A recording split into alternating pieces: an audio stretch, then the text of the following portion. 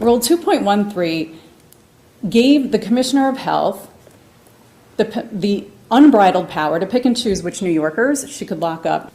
She didn't have to prove you were sick.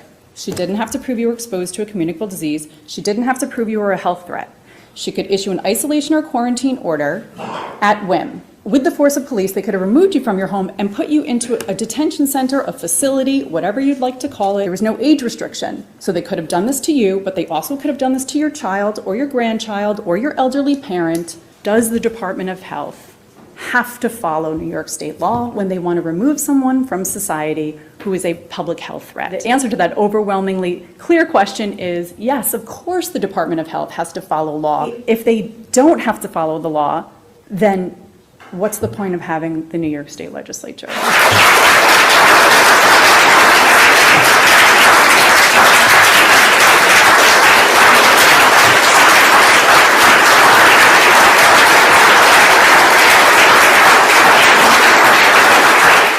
Hi guys, it has been so long since I made a video that was longer than 90 seconds. It's something that I used to do. In fact, it's how my YouTube channel originally started. Not this YouTube channel, because for some reason YouTube took away my old channel where I had not really built up a following, but that's where I posted all of my original videos, some of which are reposted on this channel, but not all of them.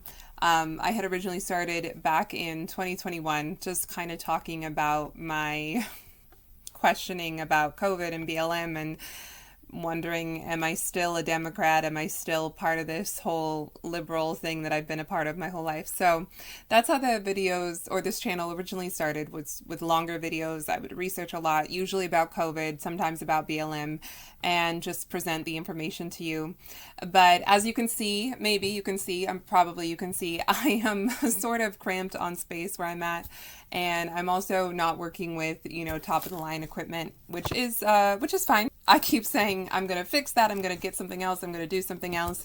But I think at a certain point, that's also just an excuse to not do it. Because it can be easy sometimes to push out the 90-second videos, even though I put a lot of thought into them and fitting it all into 90 seconds. Obviously, that can be easier. You just film it on your phone, snap, boom, you're done. Film it in my car. And this takes a little bit more thought and planning and what am I going to say, but it's my goal to bring back some longer videos. It's my goal to make the picture quality a little bit better for y'all at some point, but I figure right now the content is what matters more than anything else. And you can just go about your business and listen to my voice. You don't have to look at my face. I wanted to talk to you today about Rule 213, which is probably something that you have not even heard of, but you should. You should hear about it, especially if you're in New York. But really, I think we all should hear about it. It's a pretty disturbing element that is not in the news nearly enough right now. So, Rule 213 is a set of regulations that states, whenever appropriate to control the spread of a highly contagious communicable disease, the state health commissioner may issue and or direct local health officials to issue isolation and or quarantine orders consistent with due process of law to all such persons as the state commissioner of health shall deem appropriate.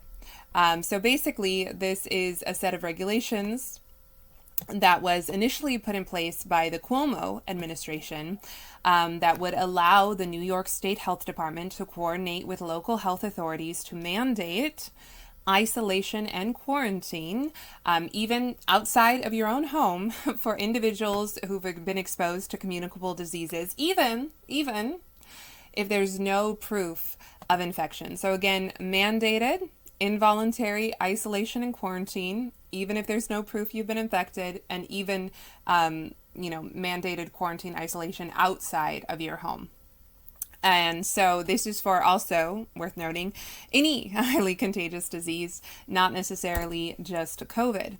So why am I talking about this right now? Well, this rule recently, this month, was reinstated in a unanimous decision by a mid-level appellate court.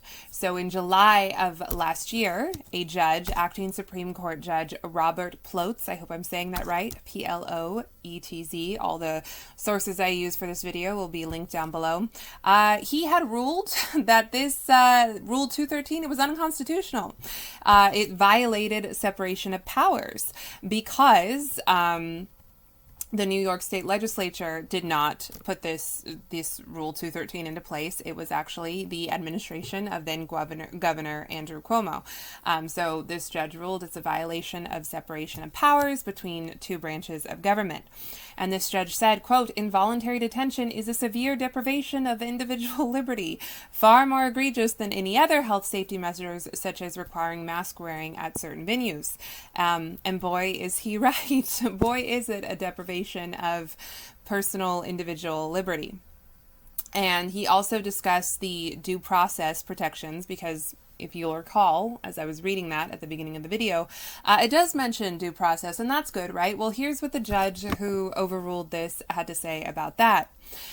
While Rule 213 provides that isolation and quarantine must be consistent with due process of law, and the detainee has the right to seek judicial review and the right to counsel, these protections are after the fact and would force a detainee to exercise these rights at a time when he or she is already detained, possibly isolated from home or from family, and in a situation where it may be difficult to obtain legal counsel in a timely manner. The judge also stated that Rule 213 merely gave, quote, lip service to constitutional due process because the law could conceivably grant the commissioner unfettered discretion to force anyone into isolation or quarantine, again, despite a lack of evidence that the person is actually infected with any such disease. Now, of course, Governor Hochul and New York Attorney General Letitia James, who you probably know from her obsession with Donald Trump, of course, they decided to appeal this judge's ruling because, of course, and sure enough, this court did reverse that ruling. And here's what the three Republican officials who had originally brought this case to trial, here's what they had to say. And their names are Senator George Borrello, Representative Mike Lawler, and Assemblyman Christopher Togg. They say, quote, we are deeply disappointed in the appellate division's ruling in favor of the Hochul administration. In light of Governor Hochul's other overreaches into the daily lives of New Yorkers, including her effort to ban gas stoves, her housing plan that would eliminate local zoning, and her excessive mask mandates on children, to name a few, our concerns are well warranted. Now, I'm adding my words. This is not their quote, but yes, the mask mandates on children. I don't know if anyone remembers, but New York City was in a mask mandate for toddlers, for children, well after it got rid of the mask mandates for adults in grocery stores and public places, etc. Kids were still going to preschool in masks long after it was taken away from the grocery stores and the restaurants, etc. And I just thought that that was the craziest thing. That was the craziest example of how really, over the course of the last 3 years, for sure, we decided to put older people first. We decided to put the adults first. We decided to put grandma and grandpa first, even though what we were doing, was it really protecting grandma and grandpa? But we put adults first over children. And we did that consistently over the course of the past 3 years. And New York did it well into 2022 to the end of 2022. So this is not something where they reversed course. This is something that continued on. And that is one of the things that most struck me when I was fighting back against the COVID response in Los Angeles, which is what eventually caused me to walk away from the Democrat Party after a lifetime of voting Democrat, is that what I was noticing, at first I was on board with everything. If you've followed me for a while, you know that whole story. I won't get into it, but I was on board with all of the COVID protections, precautions, you have to stay home, etc. at first.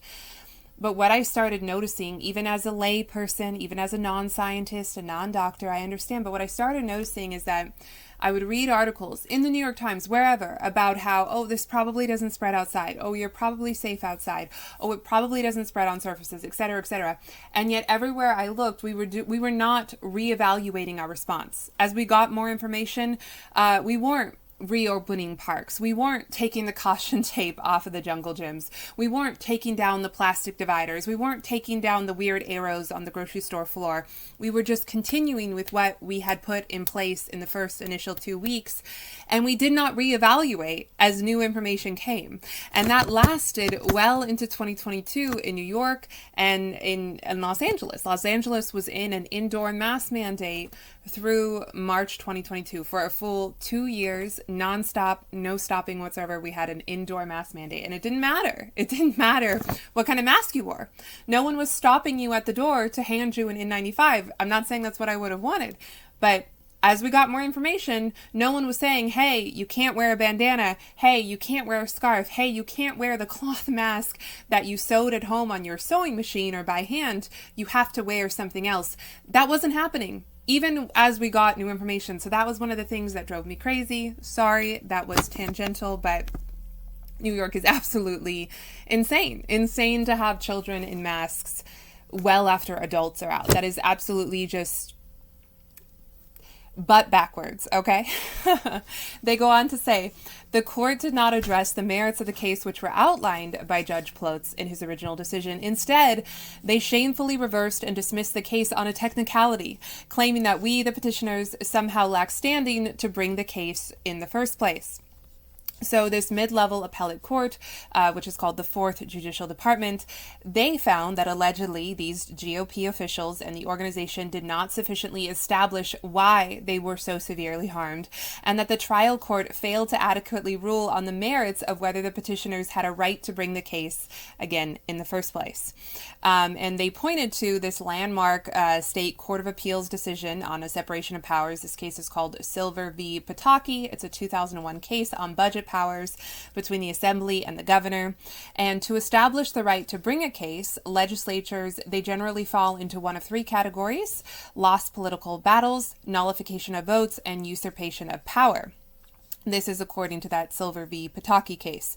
Only circumstances presented by the latter two categories confer legislator standing. Now, these three Republican officials that I had mentioned prior, they claimed that their legislative powers were usurped from them by the office of Governor Hochul, which issued the isolation rule last year. But still, no go. This mid-level court reversed this judge's decision. Again, not on the merits of their argument, not on the merits of the case, but on the idea that they didn't even have the right to bring this case in the first place.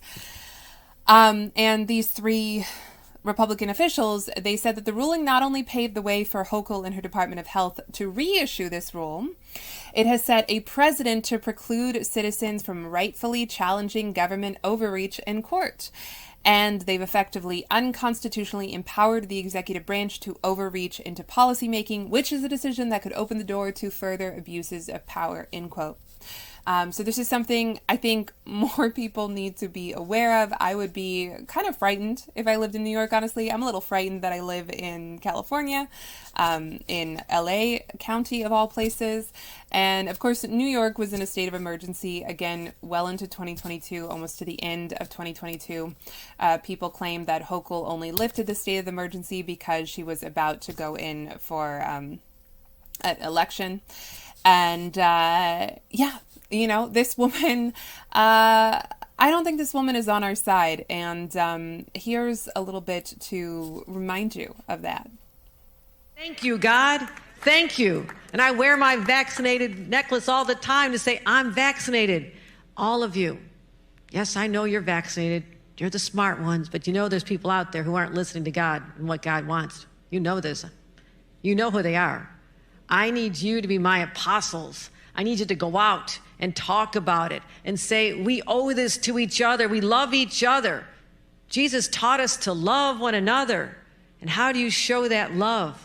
But to care about each other enough to say, please get vaccinated because I love you. I want you to live. I want to thank you all so much for watching. That's it from me today. As I said, all the sources are linked below, as well as links to my social media if you want to follow me on there.